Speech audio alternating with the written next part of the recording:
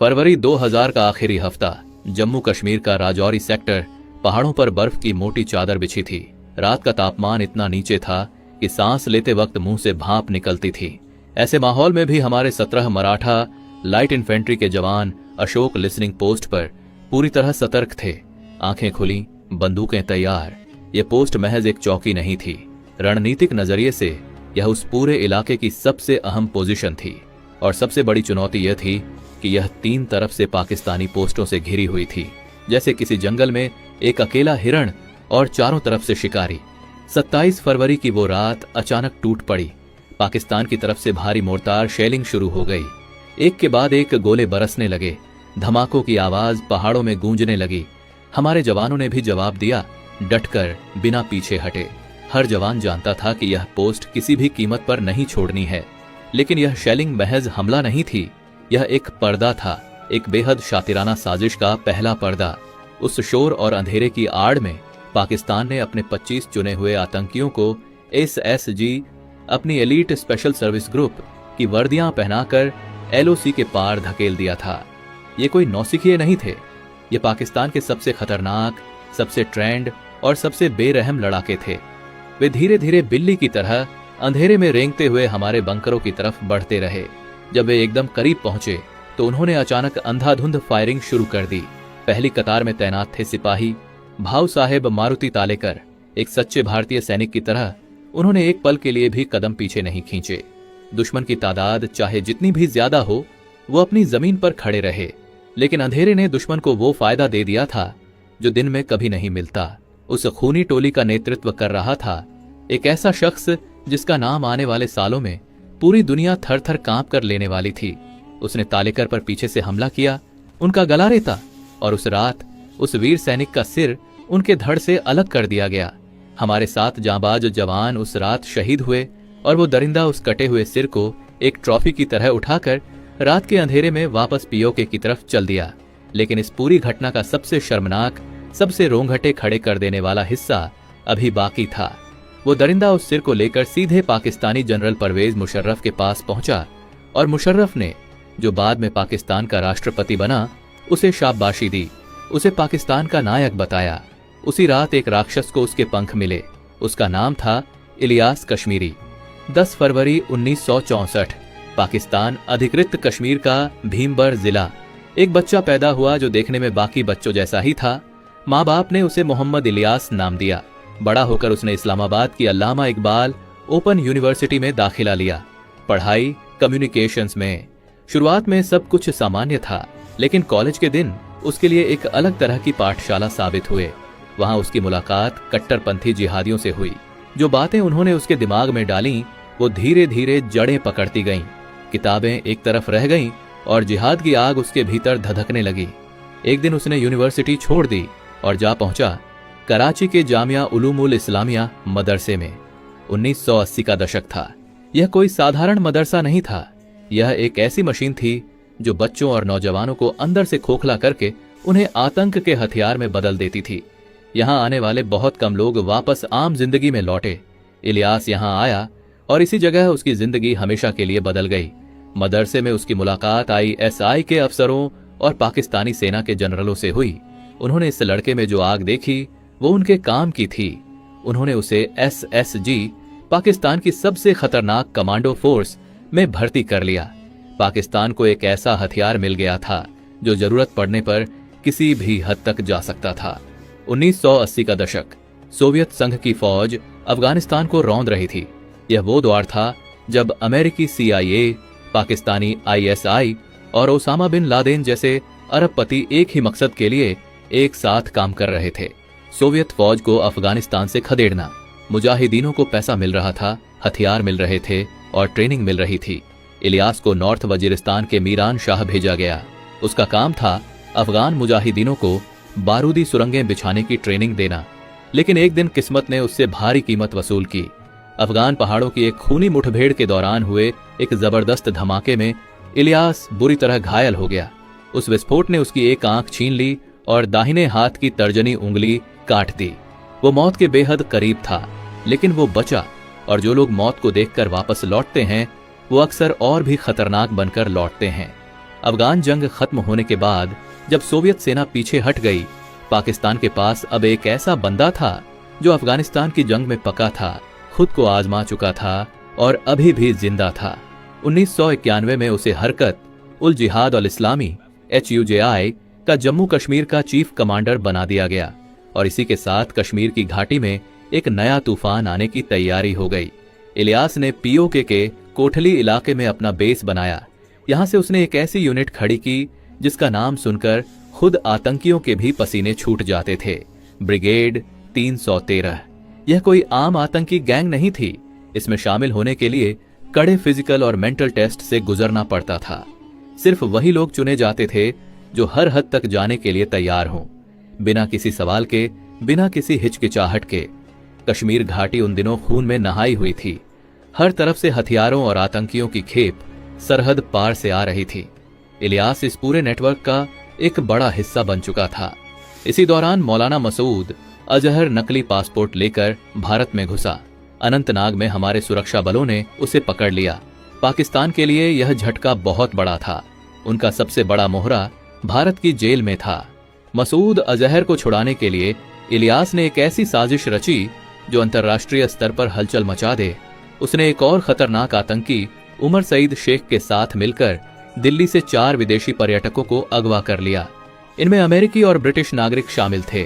सोच ये थी कि विदेशियों की जान का खतरा दिखाकर भारत पर अंतर्राष्ट्रीय दबाव बनाया जाए और मसूद को रिहा करवाया जाए। इन बंधकों को उत्तर प्रदेश के सहारनपुर के एक घनी आबादी वाले इलाके में एक गुप्त मकान में छिपा कर रखा गया। लेकिन इलियास एक बात भूल गया था। उसने भारत से पंगा लिया था। UPSTF और दिल्ली पुलिस की स्पेशल सेल ने दिन रात एक कर दिया। खुफिया जानकारी जुटाई, जाल बुना और एक दिन उस सेफ हाउस पर धावा बोल दिया। दोनों तरफ से गोलियां चलीं। उमर सईद शेख घायल हुआ, गिरा और गिरफ्तार हो गया। सभी विदेशी बंधक सुरक्षित बचाए गए। एक खरोंच भी नहीं आई उन पर। इलियास उस दिन वहां था, लेकिन अंधेरे में धुएं की तरह निकल गया। 1995 इलियास एक बार फिर सरहद पार करके कश्मीर के पूंछ इलाके में दाखिल हुआ। इस बार उसके साथ एक और खतरनाक साथी था, नसरुल्लाह मंसूर लंगड़ियाल। लेकिन इस बार किस्मत ने उसका साथ नहीं दिया। पूंछ के एक चेक पोस्ट पर रूटीन जांच के दौरान जवानों को इन दोनों पर शक हुआ। जब पहचान हुई तो सेना के होश उड़ गए। ये दोनों कोई साधारण घुसपैठिए नहीं थे। भारतीय सेना ने दोनों को दबोच लिया। इलियास को हाई सिक्योरिटी जेल में डाल दिया गया। लगभग 2 साल वो सलाखों के पीछे रहा, लेकिन फिर हुआ वो जो नहीं होना चाहिए था। जेल के भीतर कुछ भ्रष्ट अधिकारियों की मिलीभगत से एक दिन इलियास फरार हो गया। यह भारत के लिए एक बेहद दर्दनाक और शर्मनाक पल था। लंगड़ियाल आज भी जेल में है, लेकिन इलियास पाकिस्तान पहुंच गया। वहां ISI और आतंकी नेताओं ने उसका जो स्वागत किया वो किसी जंग जीते बादशाह से कम नहीं था। आतंकियों की दुनिया में वो अब एक जिंदा किंवदंती बन चुका था। 11 सितंबर 2001 अलकायदा ने अमेरिका के वर्ल्ड ट्रेड सेंटर पर 2 विमान उतार दिए। हजारों लोग मारे गए। दुनिया की राजनीति हमेशा के लिए बदल गई। अमेरिका ने पाकिस्तान को साफ अल्टीमेटम दिया, हमारे साथ हो या दुश्मन के साथ। मुशर्रफ ने अपनी कुर्सी बचाने के लिए अमेरिका का साथ देने का ऐलान कर दिया। पाकिस्तान अब वॉर ऑन टेरर में अमेरिका का सहयोगी था। इस फैसले ने इलियास को आग बबूला कर दिया। उसे लगा पाकिस्तानी सेना ने जिहाद को बेच दिया। उसने ISI के हर दबाव को ठुकरा दिया। 2002 में जब ISI ने उसे कहा कि वो ब्रिगेड 313 बंद करे और जैश ए मोहम्मद में शामिल हो जाए, उसने सीधा इनकार कर दिया। दिसंबर 2003 में उसने वो काम किया जिसकी शायद किसी ने कल्पना भी नहीं की थी। उसने खुद अपने आका जनरल परवेज मुशर्रफ को बम से उड़ाने की साजिश रची। हमला नाकाम रहा। पाकिस्तानी सेना ने उसे पकड़ लिया। 4 साल, 4 लंबे अंधेरे साल उसने पाकिस्तानी जेल में बिताए। टॉर्चर झेला, अकेलापन झेला। 2007 में जब वो बाहर आया तो वो एक और भी ज्यादा खतरनाक इंसान था। 2007 में इस्लामाबाद में एक ऐसी घटना हुई जिसने पाकिस्तान की नींव हिला दी। नेशनल असेंबली से महज 2 किलोमीटर दूर लाल मस्जिद को 2 कट्टरपंथी भाइयों अब्दुल अजीज और अब्दुल राशिद गाजी ने आतंकियों का किला बना लिया था। मस्जिद से जुड़े मदरसों के हजारों ब्रेनवॉश छात्रों को एक फौज की शक्ल दी गई थी। उन्होंने इस्लामाबाद में शरिया कानून लागू करने के नाम पर तांडव मचाया। चीनी नागरिकों को अगवा किया, महिलाओं पर तेजाब फेंकने की धमकियां दी। चीन भड़क गया, पाकिस्तान पर दबाव पड़ा। जुलाई 2007 में पाकिस्तानी सेना ने अपनी ही राजधानी में अपनी ही मस्जिद पर ऑपरेशन साइलेंस चलाया। अब्दुल अजीज बुर्का पहनकर भागते पकड़ा गया। गाजी गोलियों से मारा गया। 100 से ज्यादा लोग मारे गए। इस घटना ने इलियास के भीतर सोए हुए उस शैतान को पूरी तरह जगा दिया। उसने खुलेआम पाकिस्तान सरकार के खिलाफ जिहाद का ऐलान कर दिया। अब वो ISI का मोहरा नहीं था, वो ओसामा बिन लादेन का करीबी बन चुका था और जल्द ही उसे अलकायदा का ग्लोबल कमांडर घोषित कर दिया गया। ब्रिगेड 313 अब पहले से कहीं ज्यादा ताकतवर थी। लश्कर-ए-तैयबा, जैश-ए-मोहम्मद और लश्कर-ए-झांगवी के कट्टरपंथी उसके साथ आ गए। यहां तक कि पाकिस्तानी सेना और वायुसेना के कुछ पूर्व अधिकारी भी उसके संगठन में शामिल हो गए। अब वो एक ऐसी ताकत था जिसे रोकना किसी के लिए भी आसान नहीं था। 2008 में पाकिस्तान के पूर्व SSG chief general Amir Faisal Alvi को बीच सड़क पर गोली मार दी गई। 2009 में लाहौर में ISI मुख्यालय पर फिदायीन हमला हुआ। रावलपिंडी में GHQ पाकिस्तानी सेना का सबसे सुरक्षित अड्डा निशाने पर आया। यह सब इलियास के इशारे पर था। वो पाकिस्तानी सेना को बता रहा था, तुमने गलत आदमी को दुश्मन बनाया। और भारत के प्रति उसकी नफरत अभी भी वैसी ही थी, जलती हुई, बुझने का नाम न लेती। 26 नवंबर 2008 मुंबई। डेविड कोलमैन हेडली, एक पाकिस्तानी अमेरिकी आतंकी, ने महीनों तक मुंबई में घूमकर हर अहम जगह की रेकी की थी। Taj hotel, Nariman house, CST station, सब कुछ नापा था उसने। लेकिन हेडली सिर्फ लश्कर का मोहरा नहीं था। जब हेडली FBI के हाथों पकड़ाया तो उसने एक चौंकाने वाला खुलासा किया। 26/11 के दौरान आतंकियों को फोन पर निर्देश देने वाली जो आवाज थी, हेडली ने उसे तुरंत पहचाना। कराची के कंट्रोल रूम में बैठकर लश्कर के आतंकियों को गोलियां चलाने के लिए उकसाने वाला वो शख्स इलियास कश्मीरी था। फरवरी 2010 में पुणे की जर्मन बेकरी बम धमाके के पीछे भी उसी का हाथ था। 2009 में उसने डेनमार्क के एक अखबार के दफ्तर पर हमले की योजना बनाई। Vicky mouse project. वजीरिस्तान के एक तंबू में बैठकर उसने हेडली को विस्तार से बताया कि कैसे संपादक और कार्टूनिस्ट के सिर काटे जाए और उन्हें खिड़कियों से सड़क पर फेंका जाए, और यह सब कैमरे में रिकॉर्ड हो। वो मौत को एक हॉरर शो बनाना चाहता था जो पूरी दुनिया देखे और कांप उठे। FBI और यूरोपीय खुफिया एजेंसियों ने ऐन वक्त पर हेडली और उसके साथी तहव्वुर राणा को पकड़ लिया। यूरोप एक बड़े खून खराबे से बाल बाल बचा। दिसंबर 2009 में अफगानिस्तान में CIA का सबसे गोपनीय ठिकाना कैंप चैपमैन एक सुसाइड बॉम्बर के निशाने पर आया। CIA के 7 वरिष्ठ अधिकारी मारे गए। जांच ने फिर एक ही नाम की तरफ इशारा किया, इलियास कश्मीरी। अब अमेरिका की नजर में वो ओसामा के बराबर का, बल्कि उससे भी ज्यादा सक्रिय और खतरनाक दुश्मन था। अगस्त 2010 अमेरिकी स्टेट डिपार्टमेंट ने उसे ग्लोबल टेररिस्ट घोषित किया। सिर पर $50 लाख का इनाम रख दिया। पाकिस्तान की खुद की मोस्ट वांटेड लिस्ट में वो चौथे नंबर पर था। जिहादी हलकों में खुलेआम कहा जाने लगा, यह अलकायदा का अगला ओसामा है। 2 मई 2011 एबोटाबाद। अमेरिकी नेवी सील्स के हेलीकॉप्टरों ने रात के अंधेरे में पाकिस्तान की सरहद पार की। एक सफेद कंपाउंड में ओसामा बिन लादेन को उसके बेडरूम में मार दिया गया। पाकिस्तान पूरी दुनिया के सामने नंगा हो गया। अमेरिका का गुस्सा चरम पर था। ओसामा के खात्मे के फौरन बाद CIA प्रमुख ने ISI के सामने 5 हाई वैल्यू टारगेट्स की लिस्ट रखी। चेतावनी साफ थी, इन्हें पकड़ो नहीं तो हम फिर अंदर आएंगे। लिस्ट में पहला नाम इलियास कश्मीरी। जून 2011 इलियास भाग रहा था। वो लगातार ठिकाने बदल रहा था, भेष बदल रहा था। खैबर पख्तूनख्वा से भागकर वो साउथ वजीरिस्तान के बाना इलाके की तरफ आ रहा था। लेकिन वो नहीं जानता था कि आसमान में CIA के सैटेलाइट और बादलों के बीच मंडराते प्रीडेटर ड्रोन उसकी हर हरकत को रिकॉर्ड कर रहे थे। ISI के ग्राउंड इन्फॉर्मर भी अब अपनी जान बचाने के लिए उसकी लोकेशन अमेरिकियों को दे रहे थे।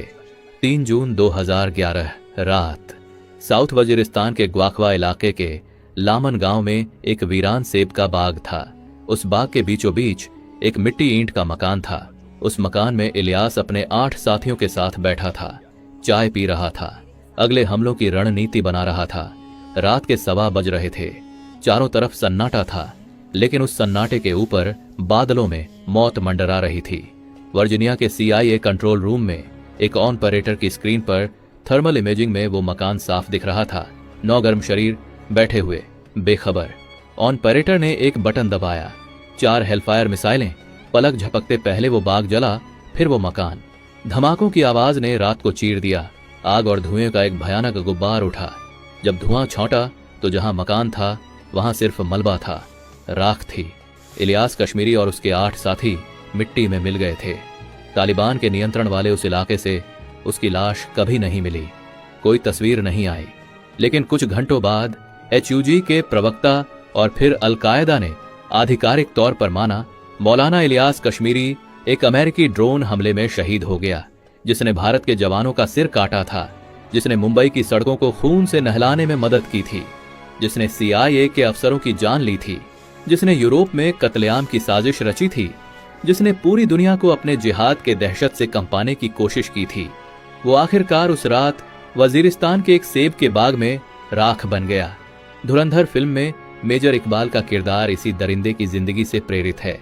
कुछ कहानियां सिर्फ इसलिए सुनाई जाती हैं ताकि हम याद रखें दुनिया में कितना अंधेरा है, और यह भी कि उस अंधेरे को मिटाने के लिए हमारे जवान हर रात उन पहाड़ों पर खड़े रहते हैं, ठंड में, अंधेरे में, बिना किसी शोर के। जय हिंद, जय भारत।